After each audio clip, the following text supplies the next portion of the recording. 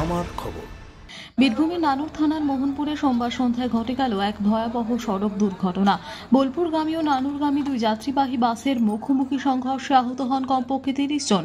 সংঘর্ষের তীব্রতায় বাস দুটির সামনের অংশ চূর্ণ বিচূর্ণ হয়ে যায়। প্রত্যক্ষদর্শীদের দাবি, দুই বাসই অতিরিক্ত গতিতে চলছিল। মোহনপুরের কাছে সংকীর্ণ মোড়ে পৌঁছে মুখোমুখি ধাক্কা লাগে।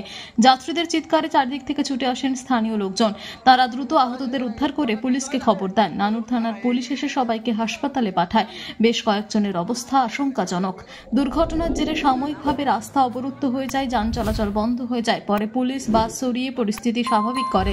বেপরোয়া ড্রাইভিংই দুর্ঘটনার মূল কারণ বলে প্রাথমিক অনুমান। এলাকাবাসীর অভিযোগ, এই রাস্তায় প্রায়ই দ্রুত গতিতে বাস চলাচল হয়। এই নিয়ে প্রশাসনের কঠোর নজরদারি দাবি উঠেছে।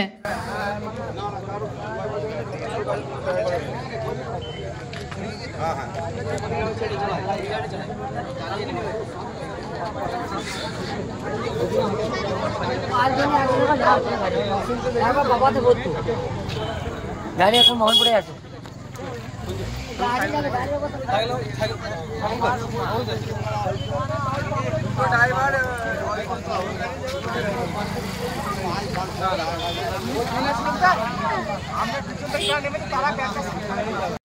নতুন আশার আলো এবার বীরভূম জেলায়।